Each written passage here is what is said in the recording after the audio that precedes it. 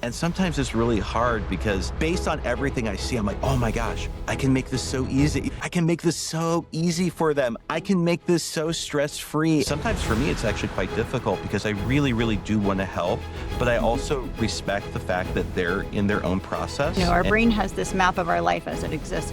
And when we pluck somebody out of that life, that person's dead. The whole brain has to do a little reorganizing to incorporate that new information and remap things. And it's a big cognitive drain on the brain. Welcome to the Texas Probate Real Estate Podcast, where we bring to you professionals working in the probate space, attorneys, mental health professionals, all kinds of people that can be help to our audience. Here at Texas Probate Real Estate, we want to provide value for personal representatives, probate executors, and administrators that have real estate to sell. I'm Jeremy Kritt. I'm a licensed Texas real estate broker, and I'm the owner of Kritt Real Estate and Texas Probate Real Estate. I help probate executors and administrators sell their real estate in probate with confidence. Today, I have a really special guest, Dr. Krista Jordan. Dr. Jordan is actually a board-certified psychologist with a PhD in clinical psychology. She's going to share with us some interesting insights that might be helpful to our audience as they're going through this really difficult time. I want to really thank you, Dr. Jordan, for joining us on the podcast today. You're a really special guest. When I started this podcast, I really did not think I would have a board-certified licensed psychologist on here. So I'm just really happy to have you. Great. I'm happy to be here. I think what you're doing is a fantastic service. And in a time when people probably really need a lot of guidance and support. Yeah. A lot of my clients, they're going through this difficult time where usually it's someone that they know has passed away, and now they're dealing with all of their affairs after the fact. And it's been very interesting. I know that before the podcast, we were talking a little bit. I was sharing with you kind of some of my experiences. Now, obviously, I'm not a psychologist. I don't want to be a psychologist, by the way. But in some ways, as a real estate broker, I kind of feel like a psychologist, if you know what I mean. I'm sure you do. Because like they're dealing with all of these emotions. Sometimes I see grief, sometimes I see anger, confusion, the dynamics of all the family members that are involved. Even sometimes, Dr. Jordan, I've had clients where it's like, okay, they're the executor, and they are not related. Like they're like a friend, and it's like they didn't even know that they were like listed in here, and now they're thrusted into dealing with heirs that want money and this house, and they're like, oh my God, like how did this happen? Like I didn't ask for this. Dr. Jordan, I want to ask you a question. I want to know what is a piece of advice, or what can you tell people going through this situation? Like, I think they feel like they're losing their mind. They're frustrated. What do you do in this kind of situation? Well, yeah, I think this is such a complex situation, right? Because you've got different layers. You've got the loss of a relationship, the person who's passed, and that is its own legitimate process going through grief and loss.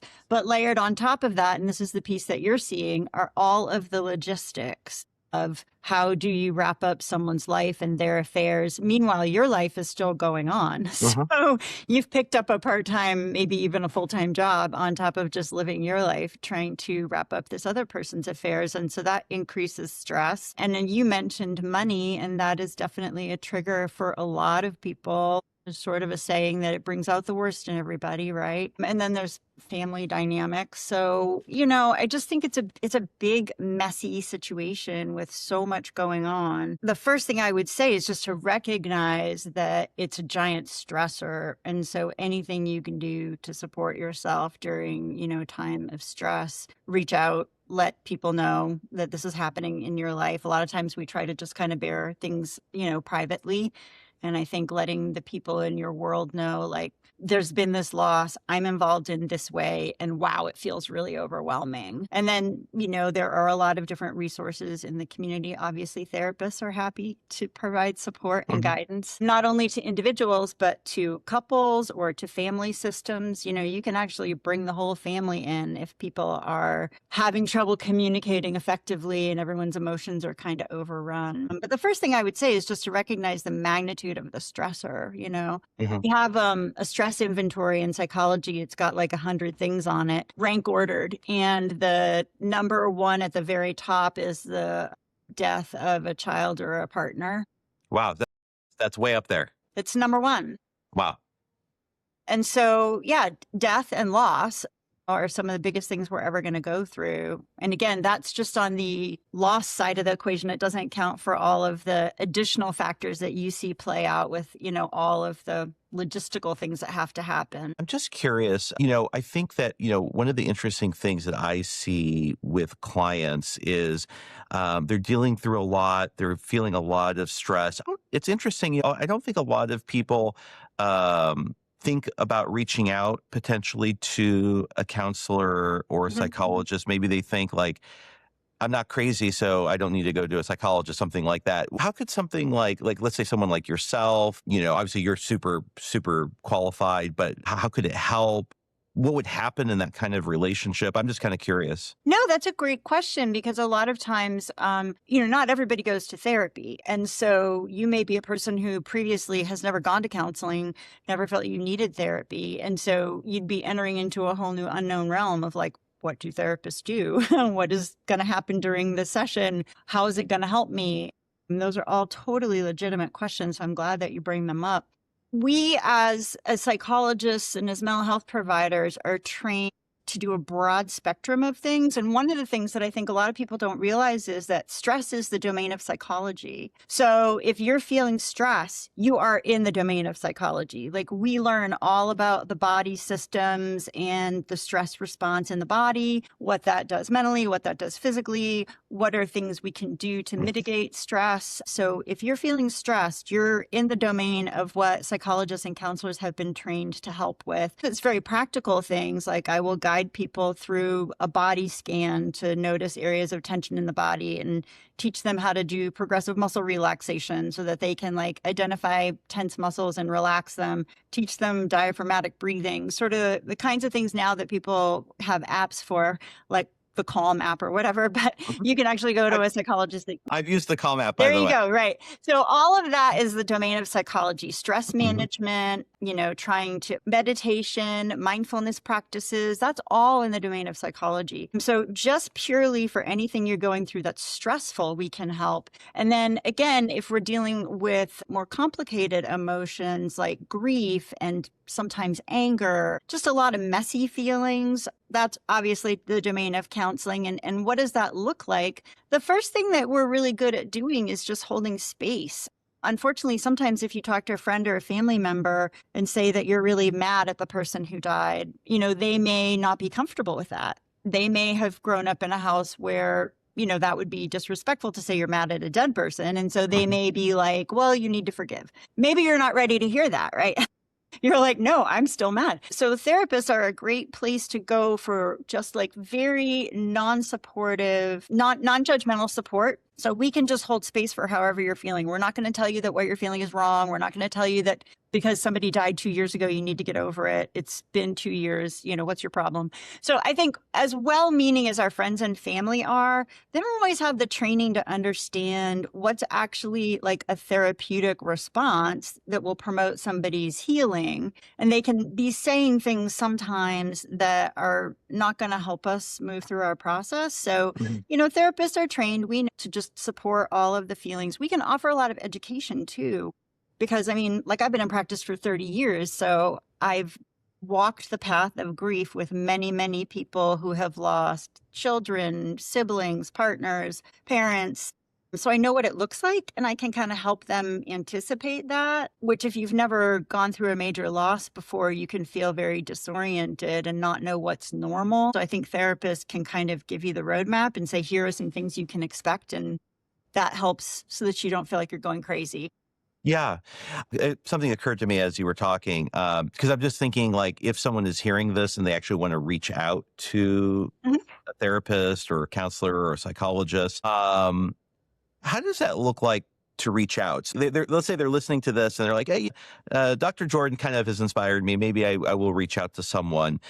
What does that look like? What do you say? Who do you call? What do you tell that person? Thank you for asking them. Again, not everybody has accessed mental health providers before. So thankfully we have the web, so you can find people, through doing your basic Google search. And there are also websites that collect together therapists that will help you find a therapist, but you can just do a basic Google search. You're going to find right away that there's a lot of different types of providers. There are the doctorate level providers, which are the PhDs, and we have additional training. So we've gone through 4 years of undergrad, 4 years of graduate school, 2 years of postdoctoral training. So 6 years of post-bachelor.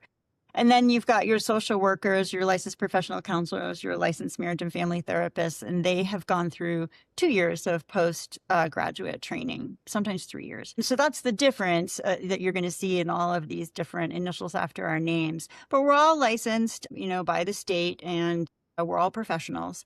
And so, some people like to go to the person who has the highest level of training, which would be the psychologists, and other people feel fine with the master's level providers. But once you've picked somebody, and I would encourage you to go to their website and look at what they have out there. If they have social media, look at that. Some people like me like to write blogs. That's a great way to kind of hear how Like the philosophy, thinks. like the philosophy. Hear their philosophy, hear their voice. When you find somebody that you think you resonate with, sometimes you fill out a form on their website.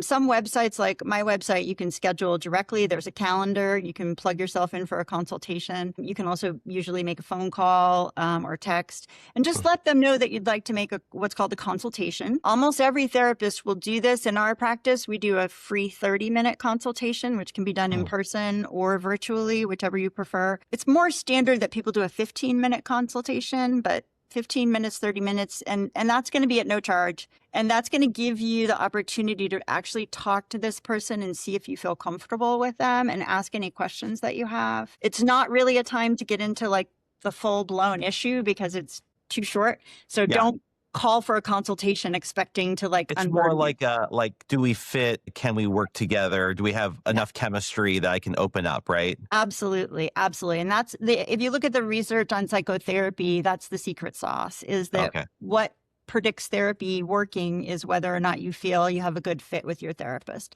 So really pay attention to that gut feeling of like, when I got off the phone with this therapist or when I left the consultation, did I feel relaxed? Did I feel comfortable? Did I feel like I could sit down and talk to this person? If you didn't feel comfortable, you should keep looking. Now, I want to shift our conversation a little bit. And just as we're talking, I'm thinking of some issues that even before our pre-show conversation, it's a psychological issue that I see a lot. One of and this bears relationship specifically to the task that they have as an executor. So when you have an executor or an administrator, or even and I don't know how much you know about this process, probate specifically. The executor and administrator are people that have been appointed by the court, and judge has said, yes, you're in charge. Go execute the will, whatever you need to do, handle the affairs of the estate. Personal representatives are people that have not yet been appointed, but they made the filing. They're waiting for the court to make a determination on their authority, but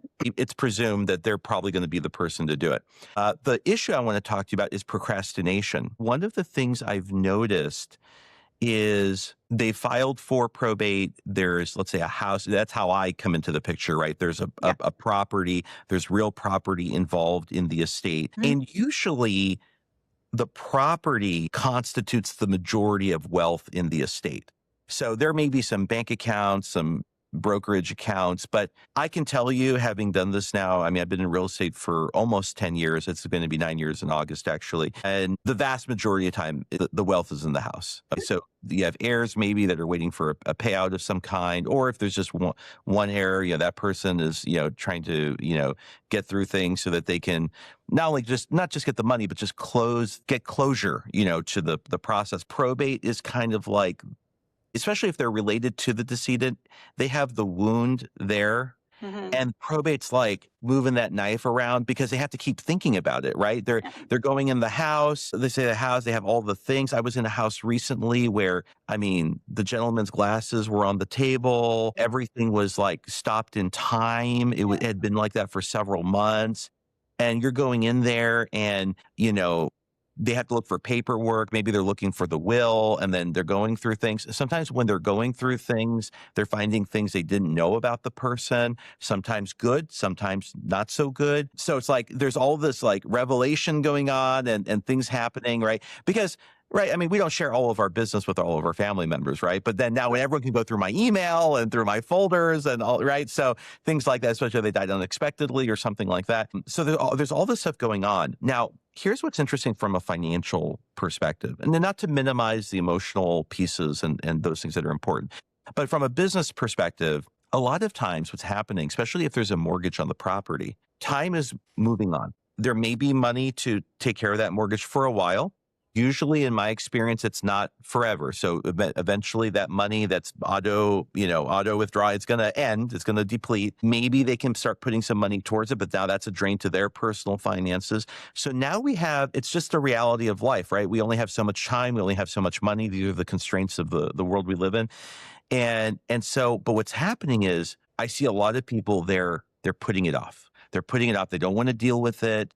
And what happens is, and this is actually interesting, Doc, and forgive me, I don't mean to keep kind of going on. I just want you to understand the context, and I really want to get your perspective on this. And what I see happen is that what could have been a very good financial situation for them, in other words, if they would have just really bit the bullet, go through everything, do what they need to do, there would be a very, the optimal financial outcome for that.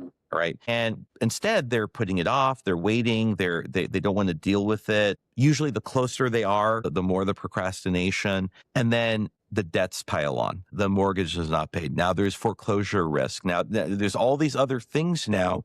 And then they have to hurry. Right. And I had one case where it's we were really at the end of the line. We barely got there, but they made a lot less money. It was a lot more, it was actually way more stressful because we're under these really tight time laws. I'm stressed out too. That's my job, but I'm also getting stressed out with them, because I'm doing everything I can to help the client get the best outcome considering the circumstances. So that all of that is to say, Dr. Jordan, how do we deal with this kind of procrastination? What do you think about it? Talk to me about it. Talk to my clients about it. What do we do? This would be very normal. There's anxiety, right? And there are feelings that the person may be uncomfortable with. And that could be feelings of sadness. It could be feelings of anger. It could be feelings of confusion. But when we have feelings that we are not super happy with, we tend to avoid them. That's just a very human thing, right? We avoid things that make us uncomfortable. And that's, procrastination. There's another complicating factor, though, when you're dealing with someone who has recently experienced a loss, which is that loss is a real cognitive load on the brain because the brain has to reorganize. Your brain, my brain, has a map of our life in the present moment. We have a map in our brain of where I live and the route I take to get to work and what aisle the milk is on in the grocery store that I go to and what are the names of the neighbors. And, our brain has this map of our life as it exists. And when we pluck somebody out of that life, that person's dead. The whole brain has to do a little reorganizing to incorporate that new information and remap things. And it's a big cognitive drain on the brain. And so you'll notice that people in the early phases of grieving, like the first 6 months, they're not as mentally sharp. They have some brain fog. They'll do silly things. They'll put their keys in the freezer or whatever. That's what I did after my mom died. Wow. Okay. I was putting groceries away and I put the frozen peas in the freezer and then put the keys in the freezer too and then couldn't find them later. And so that's a compounding issue, right? We already have this thing where human beings tend to avoid emotions that feel unpleasant. So we don't want to do something that's going to make us feel a way we don't want to feel. So I don't want to have to go over to my mom's apartment and start cleaning out her stuff. It's going to make me feel sad. So I'm going to tell myself, I don't have time today. I'll do it tomorrow and tomorrow and tomorrow and tomorrow. And I'm putting it off. Right. But then on top of that, my brain is a little foggy. So I'm not actually thinking clearly about, okay, what are the consequences of putting it off? Right. And this is where I think you really need to bring in some support. You need to talk to the people around you and say, I'm struggling mentally. I'm not getting to these tasks and I know it and I really could use some help. One thing that helps human beings in general across the board, whether you're trying to exercise more regularly or cut down on your social media use or go clean out your dead mom's apartment, whatever it is that you're trying to get yourself to do, human beings do really well with accountability with another human being. So making these little accountability contracts, saying to your best friend, look, I need to clean out my mom's apartment. I'm supposed to do it on Friday morning. Can you call me and check in on me at 10 o'clock and make sure that I'm over there? And that person ideally is somebody who is not part of the family system. So their brain is not in grief mode. So they're mentally sharp and they can remember to do this for you and help to support you. But, setting up these little contracts, these little accountability contracts, because it is the natural tendency to avoid uncomfortable feelings, and your brain is not going to be super sharp. So you're not going to be thinking through the consequences of putting this off. Yeah. Related to this, one of the, I don't personally do this because I always tell my, prospective clients, I go, I'm not in the house cleaning business, but I partner with vendors that do this. I have a vendor that I work with. And, these are, with any, some of our vendors are people we've had come on this program. And, I don't accept any financial compensation from these vendors. These are people that I trust. And I know that when I refer someone, that referral is a reflection on me personally. And so I'm only going to work with people that are tried, true, tested. I know that they're going to take care of my client because again, when I refer someone, that's on me, right? It may not be my fault, but it looks like it. So I have someone I work with that they do, and actually they're in episode 1 of this podcast. So if anyone's watching this, you can go look at it. And basically this company, they can go into a property, they'll determine whether there is enough value for a sale of some kind. Usually there isn't. That's part of this is like a psychological issue as well, is the belief that they don't want to keep the thing, but they think these things have great value when they don't. Yeah. And then they're holding the sale up because they think they're going to get some significant value from these things. I understand there's different levels of trust and, and if you haven't known someone for a long time, you may not trust them. But I can tell you this for sure, Dr. Jordan. I mean, I'm above board. I'm legit. The people I work with are legit. So if they go in there and they say, look, I understand, we try to be very, compassionate and understand. It's like, hey, look, I understand this sofa was your mom's favorite sofa and she bought it for $10,000 and whatever, but there's not a market for this sofa. It's not really worth, whatever. And it's better to donate. I'm kind of making it up, but it's a typical kind of example. And they're postponing the sale of the property, which is way higher value. And if the market's falling in value or very soft, right, that window that's extending, it does have a dollar figure attached to it, right? They'll go in, they'll say, okay, there's a sale, no sale possible. And if not, then they'll determine whether things can be donated. Obviously, every donation place doesn't accept everything. They know everybody, so they can easily, figure out what goes where. They'll bring a dumpster, dispose of everything else, and clear out the house. That's a really good solution for most people. Not everybody. It's a good solution for a lot of people. Whatever it costs, it's very small in comparison to the value. And I think what I've noticed is when they say, because I've had clients that go, Jeremy, no, I'm going to do it myself. I've had several, no, Jeremy, I'm going to, and then they go in there and they go into one closet and they're overwhelmed. Even clothes, it's just they can't even get through the clothes, right? Yeah. And that's why I try to recommend, and I mean, tell me what you think. Evaluate what I'm telling and you tell me what you think. What I tell my clients is of course, this is your thing. I'm here to help you. I'm here to support you any way I can. Okay. Here's what's possible. I don't want to push them into any route, but they often don't know their options because most people are not doing this every day. Right. So I try to give them their options. And I have these clients and they're like, Jeremy, I can't do it. And I'm like, it's okay. It's okay. All right. Here, let's get these guys to come in. And I just think that's the best option for most people. I can't force them to do it, but I just wish they would do it because it's they would get through it so much faster. There would be less of that. What I mean? What do you think of that? Of course, and this, it's an intensely personal thing. As you said, Sure. You try to tell people they need to make their own decisions. For some people, the very tedious and arduous process of going through a loved one's belongings can be therapeutic. It can be a way for them to reminisce and sort of feel like they're getting closure on things. For other people, it can feel traumatizing. For other people, it can just feel overwhelming. But again, going back to this idea that the grief-stricken brain is compromised, it's not really operating at full capacity, I think it's hard for people to evaluate their options. And I think that's where professionals like you or some of the people that you work with or even therapists can be helpful, because we can sort of slow the person down and be like, let's really break this down. And I would really encourage, if you're working with somebody in this situation, write it down, because they're going to need to go back to it and reread it because the brain isn't clocking everything, right? Mhm. Like, here are the 3 options, right? Like, do it yourself, hire this company or whatever, map it all out, the pros, the cons, and try to walk them through it in as concrete a way as you can. And again, write it all down, because they're not going to absorb all of it Mhm. because of this, issue of cognitive load. They're going to need to go back to it a few times to really think it through. I think that's the problem, is that, like, on the spot, if somebody's trying to make this decision and their brain isn't functioning properly, they just go with their gut, which is not always helpful, right? So you kind of have to scaffold them a little bit by, like, making the pros and cons list with them, and having them review it, write it down, set a date to go back and rediscuss it in a day or two, ask them to reflect on it.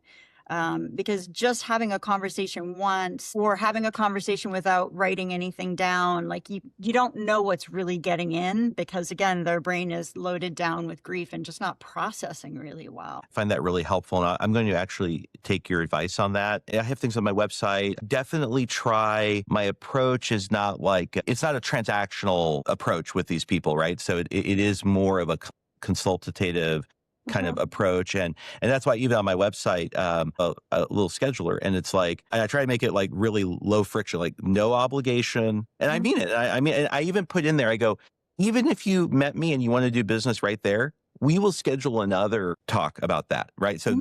it's like a strategy call. It's like, Right. tell me about your situation. What do you got going on? Here's what this might look like. And look, I'm not going to be putting a paper in front of you. That's not what it's about, right? So I try to make it like that. Mhm.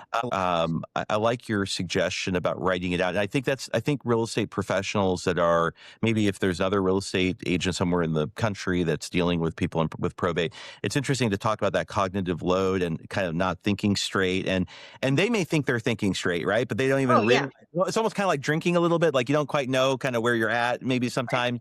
So that's a very good observation. And I would just say thank you for mentioning that, because that's actually very helpful to me. We just don't often know what people are going through. And obviously, I know it's difficult, but sometimes it is hard for me just personally. It's a little bit, this might be interesting because I know some prospects that I'm talking with may be watching this, but sometimes for me, it's actually quite difficult because I really, really do want to help, but I Mhm. also respect the fact that they're in their own process and they have to do what they think is right. And they have Of other responsibilities to other course. people, right? So it's very complicated, but I really do want to help. And sometimes it's really hard because based on everything I see, I'm like, oh my gosh, I can make this so easy. I'm like, I can make this so easy for them.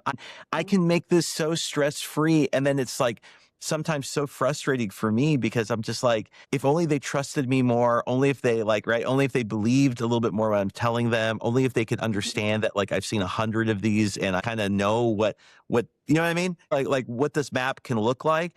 And Mhm. it's sometimes it's so hard because it's just like they're making it so much more difficult for themselves, you know. Yeah. I don't know if that makes sense, but I feel that a lot sometimes. What do you think about that? For sure. I mean, that's one of the hard parts, I think, about being a compassionate human being, is when you watch other people struggle, you want to jump in there and help.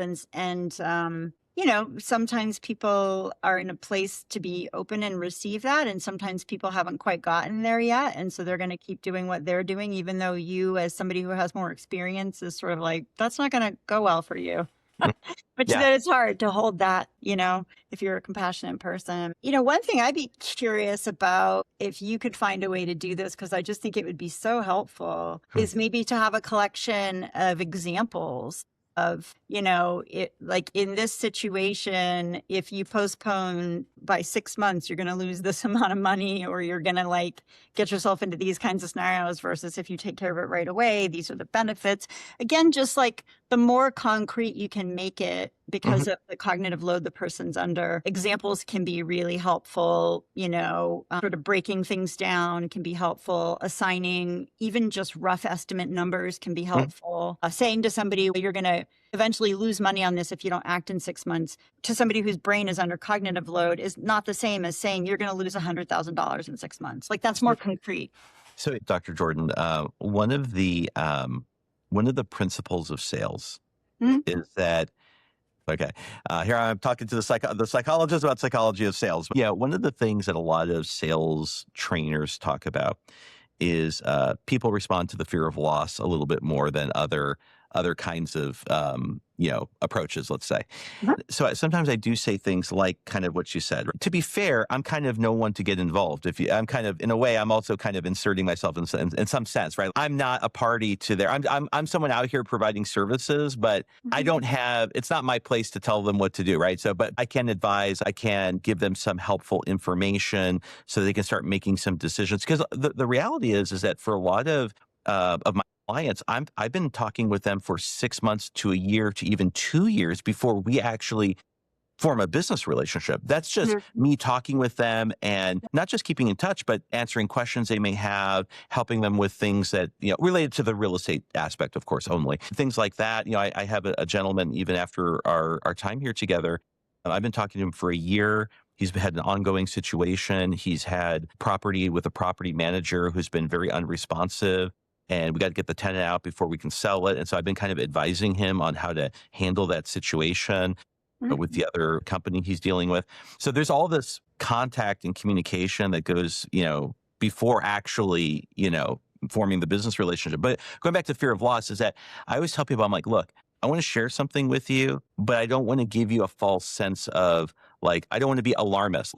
I'm not trying to trigger you in a way that gets you to do business with me, right? I'm not trying to scare you so that I'm trying to pressure you to do something. But this is true, right? If you wait this amount of time, you've got $5,000 in this bank account. This mortgage is $2,000 a month. Okay, so we've got 3, 4, whatever months, and then now we're going to start a foreclosure process. That's a real thing, and so I always find it a little difficult to have those conversations because I want to point out that, hey, look, there's danger here, and this is going to be bad for you. But on the other hand, I don't want you to feel like I'm pressuring you, that I'm manipulating your emotions to try to get you to do something with me. Does that make sense? Yes. And what I would say is one of the tenets of good psychotherapy, I think, is that we're helping people face reality. And so I'm never going to serve. Are you calling me a psychotherapist? I'm kidding. No, a lot of what you do is counseling. I'm never going to serve somebody by massaging reality for them, even if in the moment it makes them more comfortable, because in the end, reality is coming home to roost, and that's what they're going to deal with. And the way that I think of myself as a consultant. People hire me to consult on their life and to provide them a space to think things through, and I can give an objective opinion. And when I train other psychologists, I try to instill this in them. Don't ever feel bad for offering what you think is your best professional insight. People don't have to take it.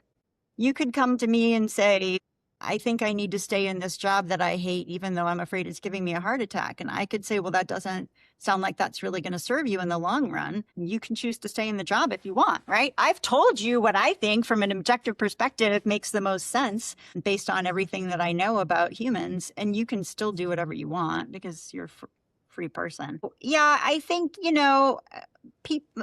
those of us who like people and are very relational, I think we don't want to stress people out, and we certainly don't want to be misconstrued as pushy or worst case scenario, predatory, that we just want their money. Yeah. But I think we need to set that aside and really have the courage to speak the truth to people, even if it's something that's difficult, because in the end, the truth is what they're going to have to contend with, and they'll be best prepared for reality if we have reflected reality to them, even if it made them uncomfortable. And even if we're worried that it makes us look like we're up to devious things, Absolutely. I totally resonate with that on a lot of levels. One of the things that kind of came to mind as you were talking, obviously we're in different fields, but there's so much, as I'm hearing you talk, I'm like, that makes a lot of sense. In my case, a lot of times this revolves around how much is this property worth, right? And I'll go, and my job is what do I think the fair market value of this property is, number one, based on objective information. And sometimes now, and I'm coming at it from objective data, market experience, selling houses, selling one house, selling a lot of houses over the course of, 9 years now. And then you got the seller's head in one spot, and it's like, that is, you can show them all the evidence, all of this, but their mind, it's like, this is not based in reality. But at the end of the day, you go, look, this is, and sometimes it will cost you business too, because you're being honest with them about what you think. Now, Mhm. you're not saying you have to list the house at this price, but this is what I think. And by the way, if you do something different, it's like, you can't blame Jeremy because, I told you what I thought. And there Right. could be other agents that will tell them what they want to hear to get that listing, right? And then they Absolutely. know, they go, well, they got to sell anyway. So, let me just sign them up, and eventually reality will beat them over the head and they'll sell it anyway. I'll get paid. Now, a lot of time went on. They're not going to like each other when it's all done. But, and I personally, and this is kind of how I was trained in real estate. I just say the truth. I just go, look, this is what it is. This is what I think. Mhm. I've lost business like that. It's hard. It's hard to lose business like that. But that's the only way you can operate with integrity, is just say, look, like, this is what I think. Yes, you can call 5 other realtors and see what they think, but that doesn't mean they're Sure. right. That doesn't mean they're right. It doesn't mean, and it's actually more about the strategy. How are you going to sell it? What are you going to do? How are you going to position this so that you get the best results? So anyway, I totally see some of these concepts, some of these psychological concepts, how they very much relate to, as I'm sure you know, I mean, obviously in business and sales, they connect. But I want to move on a little bit more in our Sure. conversation for our audience, for, people that are dealing with probate situations. Let's say they don't have a lot of resources. Okay. Mhm. Let's say they don't have health insurance. They don't have money to go see a counselor. Mhm. They don't want to do it. Maybe they're, some people just don't want to do that. What are some things that these people can do? Is there any practices or tools or something that people can do on their own? Like, I'm thinking of several people I'm talking with right now. I literally am talking to hundreds of people right now. So I'm thinking of some of these people, and I'm thinking of this, a young lady that I know who lost her father. Mhm. She's dealing with, I don't know exactly, but I imagine she's dealing with a lot of pain, and the house is there, and it's like, doesn't want to deal with it, doesn't really, just kind of putting it off, and going through all these things. What can people do to kind of help get their mind right and be mentally healthy? And like you were saying, like, the mind in this process, it's not quite processing to its optimal ability, I guess we could say. So Mhm. what can we do to kind of help calibrate a little bit more? What do you think? Yeah. So, aside from seeking the help of a professional, because you said it sounds like in your scenario that's not, resources are unavailable or people aren't comfortable with that, which is totally fine. It does happen.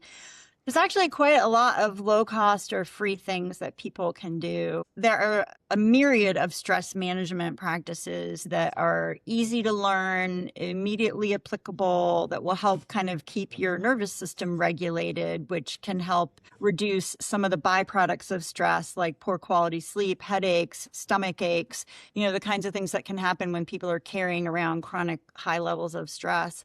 So, mindfulness practices, different meditation practices, different breathing practices. These are all, again, on the Calm app, or you can go to YouTube. I provided you with a list of resources, which I believe you're going to post. We'll put that on the show notes for sure. Yeah. So there's a lot of things you can do to regulate your physiology, because stress resides in the physiology, and that will help, with some mental clarity when you can get your body regulated a little bit more, especially if things are impinging on sleep, because sleep also has a direct impact on your ability to be mentally clear. Anybody who had any brief periods of insomnia can tell you you get mentally real wacky when you're not sleeping well. Oh, yeah. So regulating your physiology, making sure you're getting good quality sleep. Support groups are fabulous, and there are many for grief that are free. And there also are many that are not only free and accessible online, but are specific to your situation. So, for example, the client you mentioned, she could locate one that's for loss of a parent, because that's a different type of grief than loss of a child or loss of a sibling. They even have groups that are specific if you've lost someone through suicide, because again, that has a little bit of a different feel than somebody who passed away of a heart attack. So support groups, I think, are fantastic, and many of them are free. and easily accessible. There are some great books that have been written on the grief process. There's one called the Grief Workbook, which is widely used, sort of an industry standard, and it is a workbook, and you can work through the workbook, and it will sort of give you a lot of information and some exercises to process some of what is going on and reorganize your mind around this new reality of not having that person available. Limit your alcohol intake. That's really important. People don't like to hear this, but alcohol destabilizes the nervous system. So it can be, if you're using alcohol to excess, which would be more than 2 drinks a day for a female, more than 3 drinks a day for a male, it's going to make it harder to manage the stress of the situation because it makes your nervous system a little unstable. So, you know, some good healthy health habits, getting good sleep, not drinking too much, exercising, spending time out in nature is very regulating for the nervous system. So there's a lot of different things that you can do to help yourself stay calm, mitigate some of the impact of stress, and then reach out and find support from people who have gone through similar experiences or are going through similar experiences can help you feel less alone and feel more supported. Before we wrap up our show, we're at about 48 minutes, so we've done really well here, and we've covered a lot of ground. And I really want to thank you for your insight. You've really provided a lot of very deep insights that really kind of only someone like you can provide. Is there anything we haven't talked about, that you think would be helpful to the kind of people that I am helping, that I interact with, the probate executor, administrator, personal representative, or even to someone like me, who's providing these type of real estate services? Is there anything we haven't talked about that you think would be helpful, or that you want to share, or anything at all that you want to talk about or share with us that we haven't talked about? Be gentle with yourself when you're going through these situations. We live in a purported meritocracy, which I think creates this idea that we're all supposed to be constantly striving. And grief is actually a time culturally, if you look at non-Western cultures, which, have retained more ritual, grief is actually supposed to be a time where you slow down. Lots of cultures have defined grieving periods during which you don't work, you don't prepare your own food, you don't clean your own house. Right? People come in and do those things for you so that you have time to rest and regenerate. And I think in the American culture, it's like go, go, go, go, go. And, once the funeral's done, it's like off to the races. And people don't understand that you're going to be tired. Not only is there a cognitive load to grief, but there's an energetic load, and you're just physically really tired. And to honor that and to let yourself take a break and maybe not procrastinate on the things that you have to get done. But, just know that taking naps sometimes is okay and slowing down is okay. Being prepared for the anniversary reaction, that one catches a lot of people off guard, and the mind is very clever and keeps track of time. And so usually a month or 2 before the anniversary of the passing, people will start to have symptoms, and it can catch them off guard. So I try to warn people a month or 2 ahead of that anniversary. Just be gentle with yourself again and do some good self-care, and know that you might feel a little extra emotional or a little unsettled during that time, even if you previously felt like you had moved on and were doing well. That anniversary. And of course, the first one's the hardest. So just getting some support there. And also, I'm just a huge fan of ritual, and we don't do a lot of it in our culture, unfortunately. So, if you weren't raised with any rituals for grieving and mourning, you can Google. There are lots of rituals available from other cultures, and find something that feels satisfying to you, because I think it does help us gain a sense of closure. In the US, we just don't have a lot of rituals around grieving. And I think that's kind of a loss for us.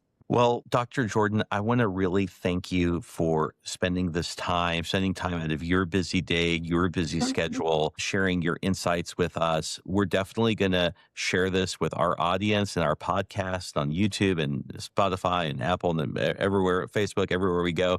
I really want to thank you so much. You've been such a great guest. You've really provided a perspective that, like I told you before when I started the podcast, I didn't think I'd have a psychologist on here, but I'm so glad I had you on, because I've actually learned some things, and you've shared some things here that I'm going to start implementing in my business. So I want to thank you for that very much. Absolutely. I love what I do, so I love spreading it around.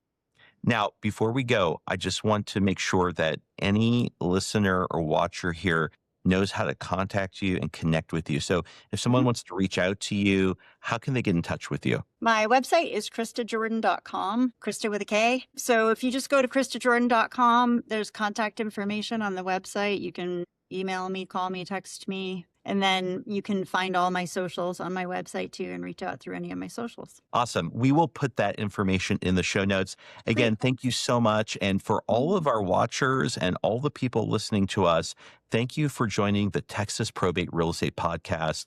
And I'm Jeremy Kritt, owner and broker of Kritt Real Estate, founder of Texas Probate Real Estate. If you're ever thinking of selling a property in probate, I'm here to help you. I'm here to help guide you through the best possible result for you and the estate. Thank you so much, and see you on the next one.